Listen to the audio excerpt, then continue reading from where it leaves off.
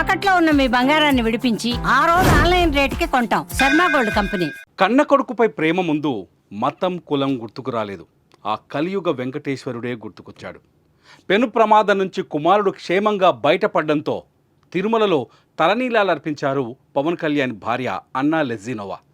Christian మతానికి చెందిన అన్నా లెజినోవా తిరుమలలో డిక్లరేషన్ ఫామ్ పైన సంతకం చేసి తలనీలాలు అర్పించారు. అనంతరం స్వామివారిని దర్శించుకున్నారు.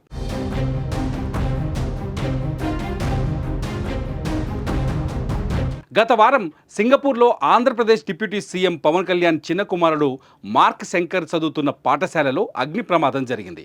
ఒకరు చనిపోగా 19 మంది గాయపడ్డారు. మార్క్ శంకర్ త్రుటిలో ప్రాణాలు రక్షించుకొని క్షేమంగా బయటపడ్డాడు. చిన్న చిన్న గాయాలయ్యాయి.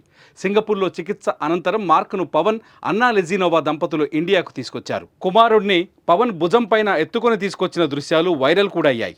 ఈ విషయాన్ని పక్కన పెడితే కుమారుడు ప్రాణాపాయం నుంచి బయటపడడంతో తిరుమల శ్రీవారిని అన్నా లెజినోవా దర్శించుకున్నారు.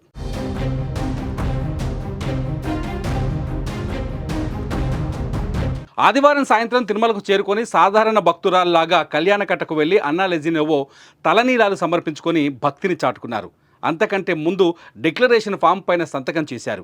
గాయత్రి సదనంలో టీటీడీ ఉద్యోగుల సమక్షంలో డిక్లరేషన్ పత్రాలపైన సంతకాలు చేశారు. తలనీలాల అనంతరం వరాహస్వామి వారి దర్శనం చేసుకున్నారు.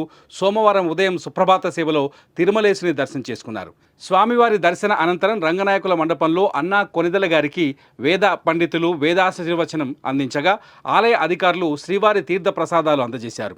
శ్రీవారికి మొక్కులు చెల్లించడమే కాదు, తిరుమలలో అన్నదాన కార్యక్రమానికి కొంత విరాళం కూడా ఇవ్వాలని భావిస్తున్నారు.